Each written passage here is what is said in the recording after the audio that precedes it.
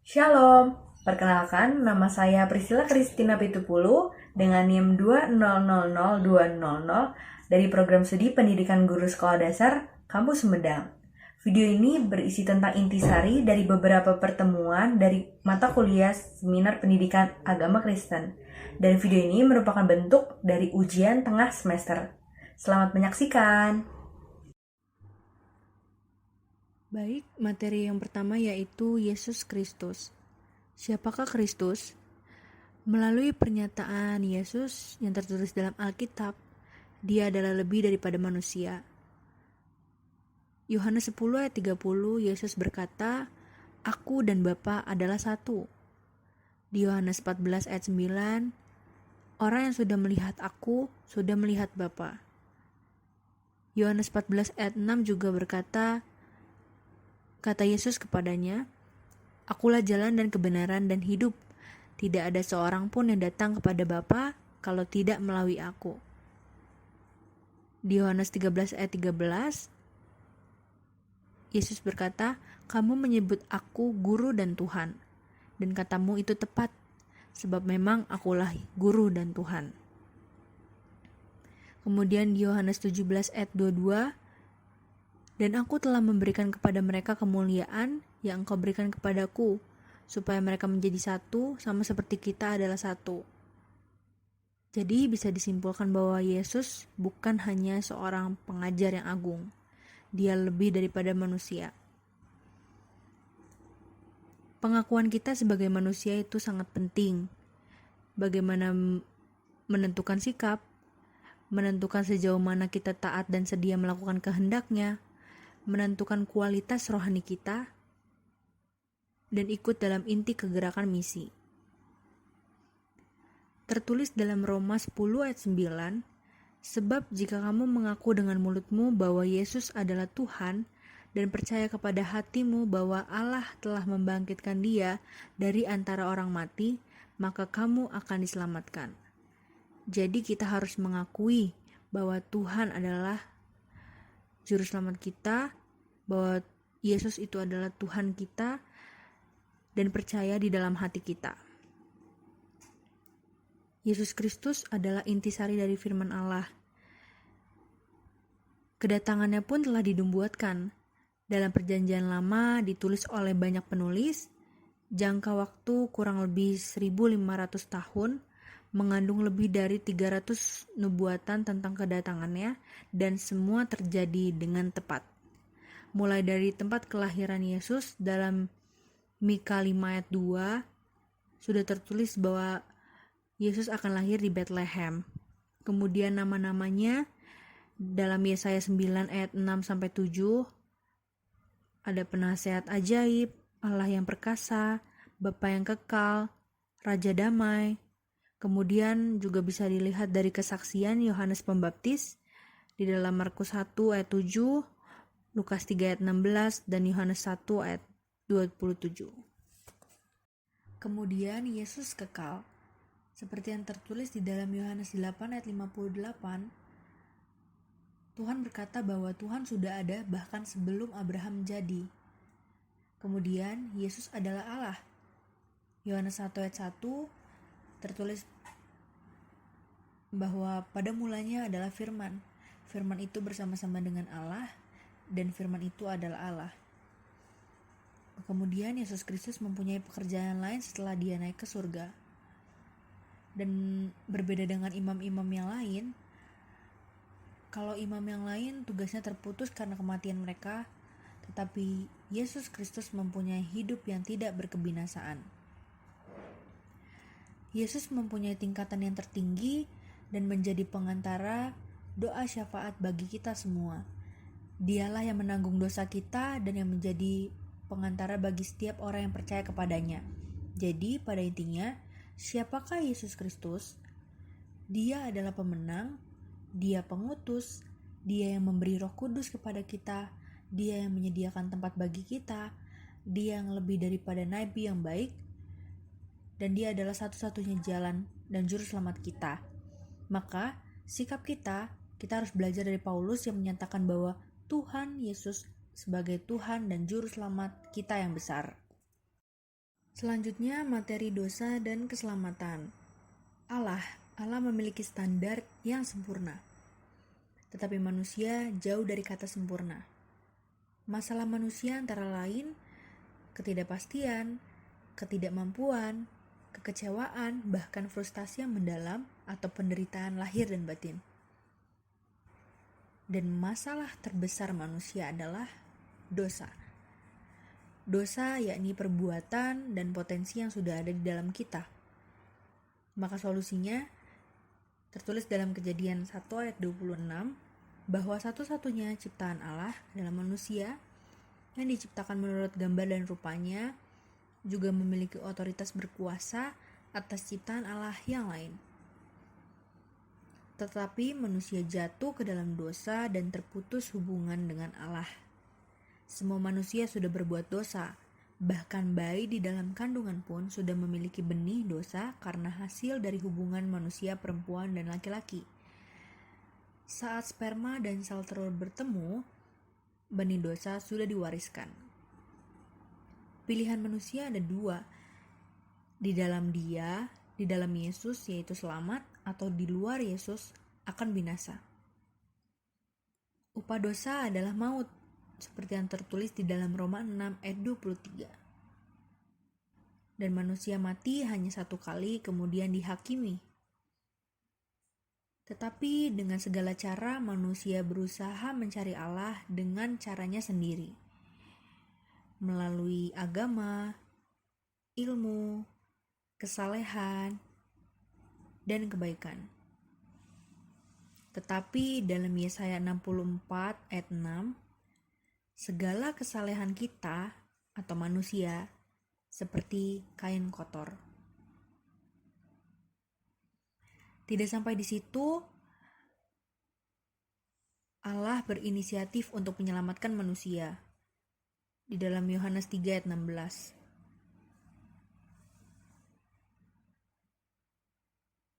Dan Yesus menebus kita dari kutuk dalam Galatia 3 ayat 13.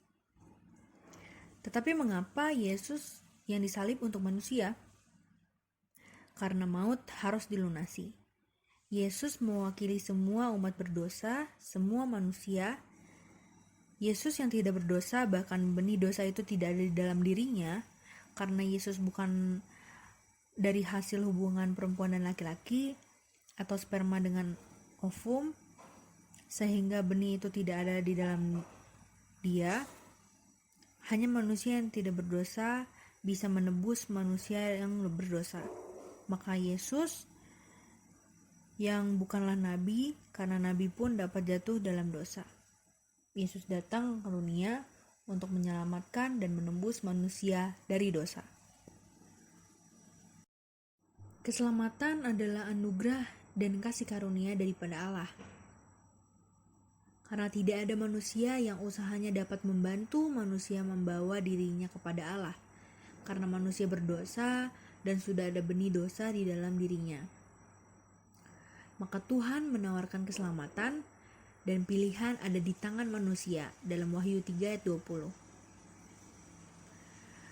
Maka sebagai manusia kita harus akui dosa, berdoa, dan menerima Yesus di dalam hati kita.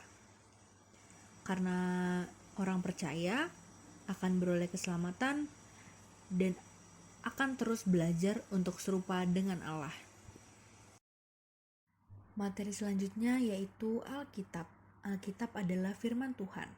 Tuhan berbicara langsung kepada manusia, ditulis dalam kurun waktu 1600 tahun. Kitab pertama Perjanjian Lama ditulis sekitar tahun 1500 sebelum Masehi.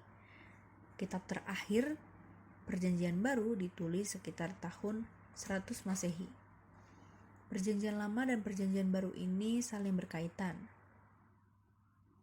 Alkitab adalah buku yang istimewa karena Alkitab adalah buku terlaris di dunia dan telah didistribusikan sekitar 9 miliar sejak tahun 1947. Diterjemahkan kurang lebih 800 bahasa dan dimiliki oleh 200 negara. Bahan tulis kuno yang digunakan pada zaman dulu yaitu batu, tanah liat, papirus, dan kulit hewan. Walaupun bahan tulis kuno yang digunakan dahulu beragam, tetapi pesan Allah tetap dituliskan. Lalu, bagaimana kita tahu bahwa Alkitab berasal dari Allah? Alkitab telah ditulis kurang lebih 1000 tahun yang lalu dan ditulis oleh kurang lebih 40 penulis. Alkitab telah memprediksikan masa depan. Semua berasal dari Allah karena hanya Allah yang tahu masa depan. Sebagai contoh, dalam Yehezkiel 26 ayat 1 sampai 14. Pada saat Yehezkiel menulis ayat tersebut, kota Tirus sedang dalam keadaan yang baik-baik saja. Dalam tulisannya, terdapat nubuatan atau prediksi kota Tirus akan dibumi ratakan. Banyak bangsa yang datang untuk melawan kota Tirus. Dituliskan dengan sangat detail dan terjadi persis seperti apa yang dituliskan. Kemudian dalam Daniel 8 dan 11, Daniel mendapat penglihatan kurang lebih tahun 550 sebelum Masehi. Dalam prediksi ada sebuah tanduk besar patah dan digantikan oleh 4 tanduk lainnya. Dan terjadi pada kerajaan Alexander Agung dianggap dapat menguasai dunia. Namun Alexander sakit, kemudian meninggal dan terbagi atau terpecah menjadi 4 kerajaan sesuai arah mata angin, terjadi pada 323 sebelum Masehi. Selisih dengan waktu penglihatan Daniel 227 tahun. Kemudian contoh yang ketiga, nubuatan tentang kedatangan Mesias, yaitu Yesus. Orang Majus mengikuti bintang, tetapi ketika sudah sampai Yerusalem sempat tersesat, dibantu oleh ahli Taurat dan ditemukan di kitab Mika sudah tertulis Yesus akan lahir di Bethlehem. Juga kematian dan kebangkitan Yesus yang telah ditulis telah tergenapi. Seringkali para nabi menulis penglihatan atau nubuatan mereka tidak mengerti maksudnya, tetapi mereka taat untuk menulis karena itu berasal dari Allah dan diperintahkan oleh Allah. Yang dapat memprediksi dan tepat 100%, maka itu pasti dikirim langsung dari Allah. Dan Alkitab kita banyak nubuatan yang sudah digenapi ataupun yang akan terjadi, karena Allah saja yang tahu masa depan dengan tepat.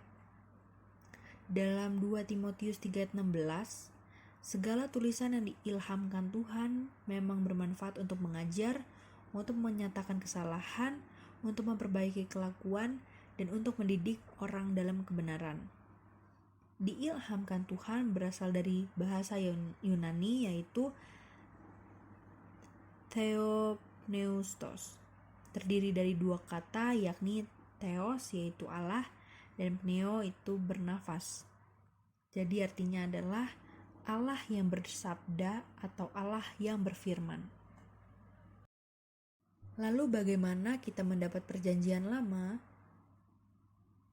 Juru tulis yaitu seorang yang duduk dan menyalin yang asli dengan tangan mereka, mengerjakan dengan sangat serius karena kesalahan sekecil apapun bisa membuat perbedaan besar dan sangat berpengaruh.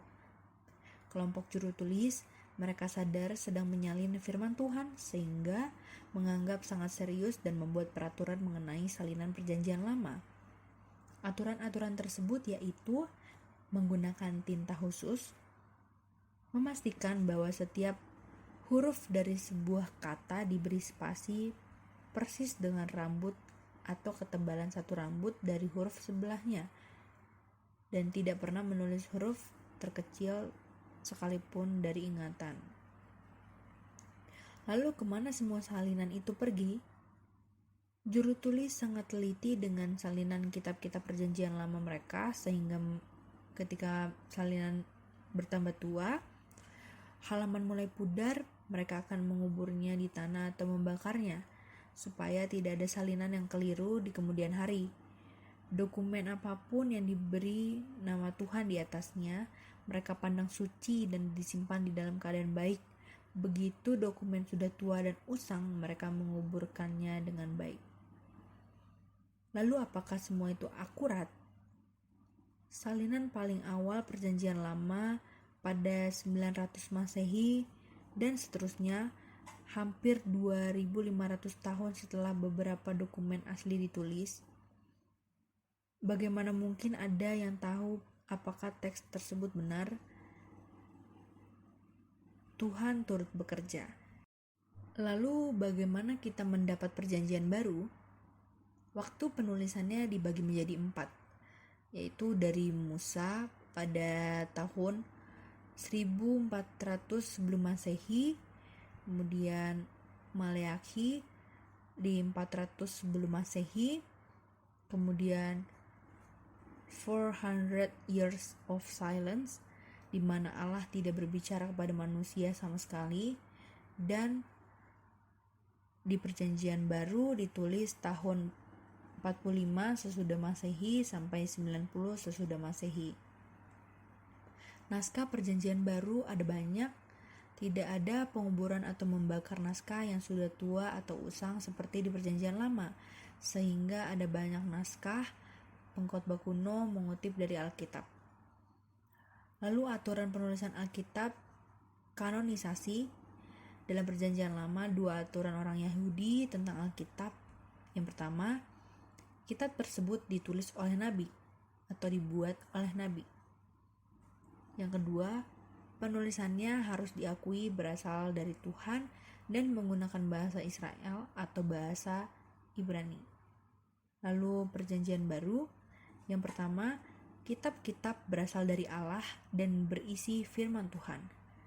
Yang kedua, ditulis oleh rasul atau nabi Tuhan seperti Petrus dan Paulus. Yang ketiga, kitab tersebut dapat dibuktikan kebenarannya, seperti kitab Lukas yang ditulis oleh Lukas. Yang keempat, kitab tersebut memiliki pengaruh untuk mengubah kehidupan manusia, seperti surat Paulus. Dan yang kelima, kitab tersebut digunakan oleh orang percaya atau pengikut Kristus. Kemudian pertanyaan selanjutnya yaitu apakah ada kesalahan di dalam Alkitab? Buku dan surat asli yang ditulis para rasul diilhami Tuhan dan sama sekali tidak ada kesalahan di dalamnya. Namun ketika orang lain yang tidak diilhami Tuhan menyalin kitab-kitab dalam Alkitab, terkadang mereka melakukan kesalahan saat menyalin, tetapi sebagian besar kesalahannya sangat kecil dan terjadi secara kebetulan. Kata berubah namun pesan tidak berubah. Salinan Alkitab kuno dibandingkan Alkitab kita saat ini 99% akurat, sisanya mungkin beda kata namun sama makna. Dahulu menerjemahkan Alkitab dianggap sesat, namun ada orang-orang yang merasa perlu untuk menerjemahkan Alkitab ke dalam bahasa-bahasa lain, dengan tujuan semua orang dapat mempelajari dan mengerti Alkitab dengan bahasa yang dimengerti. Materi selanjutnya yaitu ilustrasi roda atau kehidupan Kristen yang dinamis.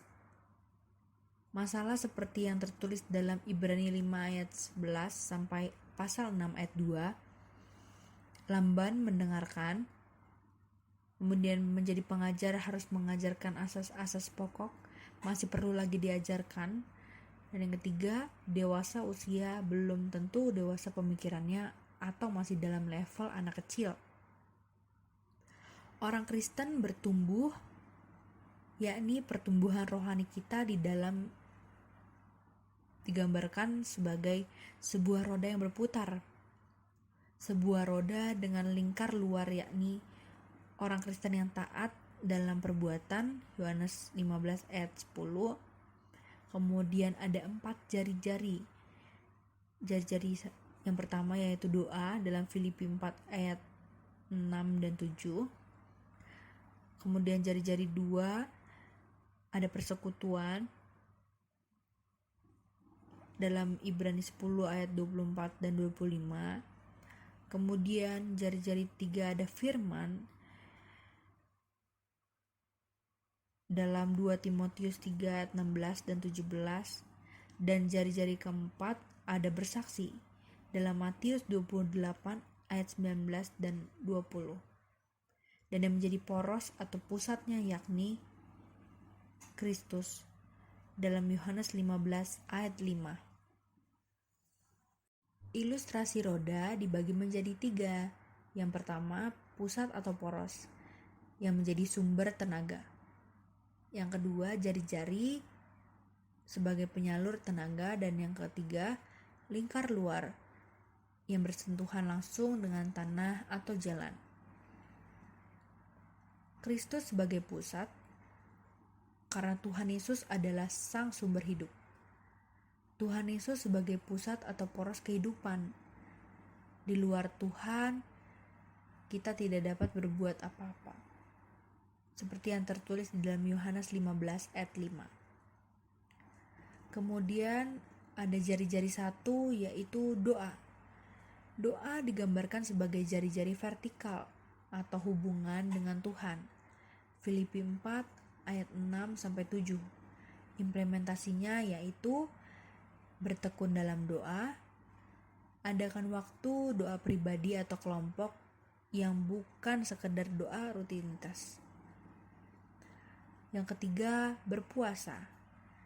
Keempat, memiliki buku doa. Kelima, memiliki pemahaman yang benar tentang doa. Dan yang terakhir, berikan pemahaman yang benar tentang doa kepada orang lain dan tekankan betapa pentingnya berdoa. Jari-jari 2 selanjutnya yaitu firman Tuhan. Firman Tuhan juga digambarkan sebagai jari-jari vertikal, yaitu hubungan dengan Tuhan. 2 Timotius 3 16-17. Menjadi manusia yang benar dapat belajar dari teladan Ezra. Dalam Ezra 7 ayat 10, bertekad untuk meneliti Taurat Tuhan dan melakukannya, serta mengajar ketetapan. Jadi, kita sebagai manusia harus terus memperdalam firman Tuhan, juga berusaha untuk melakukannya. Tidak sampai di situ, tetapi juga dapat mengajar dan memberitakan Injil kepada sekitar kita. Lalu mengapa firman Allah penting? Karena firman Tuhan adalah pedoman utama dalam hidup. Kemudian firman Tuhan menumbuhkan pengalaman atau pengenalan kepada Tuhan. Semakin kita memperdalam firman Tuhan, semakin kita mengenal siapa Tuhan kita. Lalu, agar doktrin dan ajaran bertumbuh dengan sehat. Dan juga agar firman Tuhan menjadi lebih nyata untuk diterapkan. Karena dalam Mazmur 19 ayat 105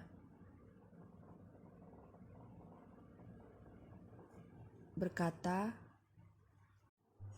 firman-Mu pelita bagi kakiku dan terang bagi jalanku.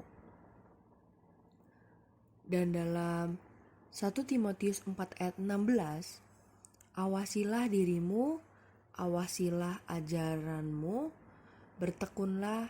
Dengan berbuat demikian, engkau akan menyelamatkan dirimu, semua orang yang mendengarkan engkau. Implementasinya adalah kita harus berusaha untuk bisa saat teduh, belajar Alkitab secara mandiri, lalu pemahaman Alkitab dalam kelompok. Contohnya dalam kelompok sel atau dalam pendalaman Alkitab, dan juga belajar Alkitab secara formal. masuk ke dalam jari-jari 3, yaitu persekutuan. Persekutuan dengan orang percaya digambarkan sebagai jari-jari horizontal, yaitu hubungan dengan manusia. Lalu mengapa persekutuan itu penting? Karena manusia secara alami membutuhkan manusia sebagai teman. Ya, sejatinya manusia adalah makhluk sosial. Kemudian Allah menghargai persekutuan. Dengan sesama teman persekutuan atau jemaat, kita dapat belajar, mempraktekkan kebenaran firman Tuhan, dan di surga pun kelak kita akan bersama-sama dengan orang-orang yang telah ditebus oleh Kristus dengan darahnya. Karena itu saat ini adalah merupakan miniaturnya, dan implementasinya adalah dalam Ibrani 10 ayat 24-25, yaitu kita harus saling memperhatikan dan saling mendorong dalam pekerjaan yang baik, jangan menjauhkan diri, saling menasehati menjelang hari Tuhan yang sudah semakin dekat. Dan juga melalui persekutuan kita bisa mempraktikkan kasih Kristus kepada sesama kita. Kemudian ada jari-jari 4, yaitu bersaksi. Kesaksian juga merupakan hubungan horizontal, yaitu hubungan dengan manusia.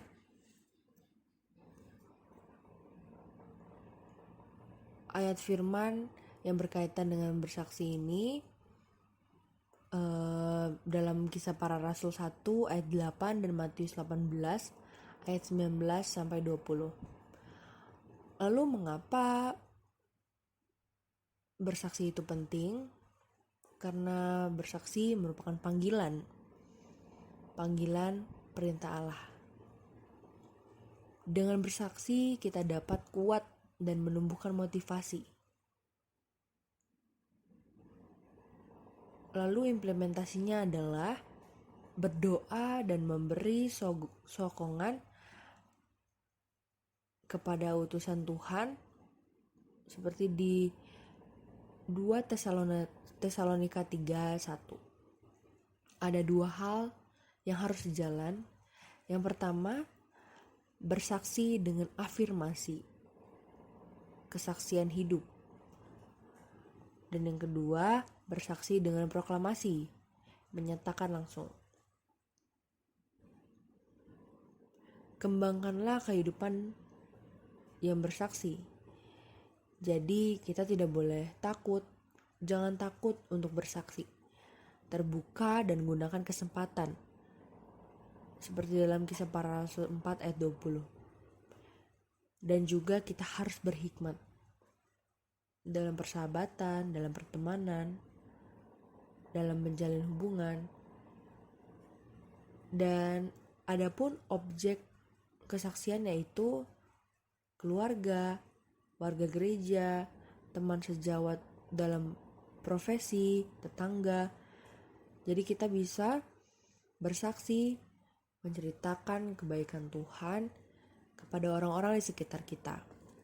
Kunci ketaatan yang pertama, mendengarkan firman Tuhan dengan seksama. Kemudian menundukkan diri kepada firman Tuhan,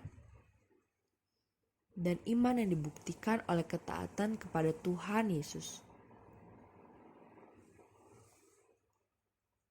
melalui firman Tuhan. Orang Kristen yang taat dalam perbuatan, implementasinya adalah karakter. Orang Kristen yang taat dalam perbuatan pasti memiliki karakter yang baik. Karakter yang serupa dengan karakter Kristus. Jadi, dari ilustrasi roda ini kita belajar roda harus berjalan. Kristen yang dinamis harus berkembang. Kemudian, jika berjalan, yang terlihat adalah pusat, yaitu Kristus. jari-jari tidak terlihat, sehingga Kristus dimuliakan. Yang selanjutnya yaitu ketaatan bersentuhan dengan jalan atau tanah. Ketaatan kita atau perbuatan dalam karakter yang baiklah yang akan terasa langsung dalam kehadiran kita dimanapun kita berada, khususnya di dalam pelayanan. Jadi ketaatan kita akan sangat berpengaruh kepada siapapun yang ada di sekitar kita. Di sini Yesus sangat menghargai masyarakat atau tempat kerja. Terlihat dari 52 perumpamaan yang diceritakan Yesus, 45 konteksnya dalam kehidupan sehari-hari. Kemudian berbagai bentuk kata kerja disebutkan lebih dari 800 kali dalam Alkitab. Kemudian dari 132 kemunculan Yesus di publik, 122 diantaranya berada di tempat kerja. Dan dari 40 mukjizat yang terjadi, 39 ada di tempat kerja. Lalu bagaimana menjadi saksi dalam kehidupan sehari-hari? Kita lihat di dalam Yeremia 29 ayat 7 yang berkata, "Usahakanlah kesejahteraan kota kemana aku buang, dan berdoalah untuk kota itu kepada Tuhan, sebab kesejahteraannya adalah kesejahteraanmu." Menjadi saksi, kita harus siap dikirim kemanapun Tuhan mengirim kita, dan kita harus berusaha